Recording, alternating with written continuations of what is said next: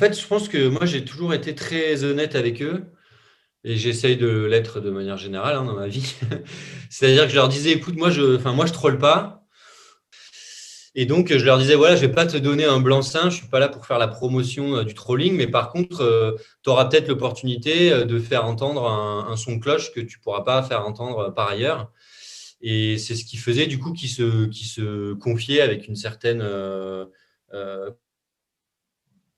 euh, vis-à-vis de moi, quoi. Euh, ce qui était, En fait, moi, j'ai quand même essayé dès le début de tracer une ligne rouge assez claire, c'est-à-dire que je voulais pas donner la parole à des gens qui cyberharcelaient. Je voulais pas me retrouver en train de filmer des gens qui me, tu vois, qui étaient sur leur écran, qui disaient ah regarde comme je la fais chier. Enfin, ça m'aurait embêté parce que du coup, j'aurais l'impression que la caméra limite participait du truc.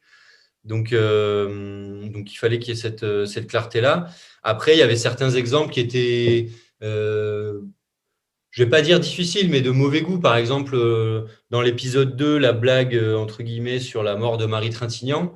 Euh, je pense que c'était important de la mettre parce que j'avais pas envie de préserver mes personnages. J'avais envie aussi de montrer qu'il y avait des choses qui étaient un peu moches parfois, qui étaient faites au nom du trolling, mais c'était aussi pour moi pour montrer que, en gros, pour eux, ce qui est le plus important, c'est ce qu'ils ont envie de dire et les répercussions que ça peut avoir émotionnelles sur d'autres personnes passent au second plan.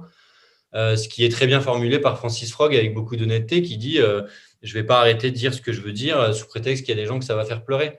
Et je pense que ça, c'est un peu pour moi le résumé du documentaire, c'est que personnellement, je pense que si quelque chose que je vais dire va faire pleurer des gens, je vais avoir tendance à modifier cet énoncé pour arriver à dire ce que je veux dire sans choquer des personnes.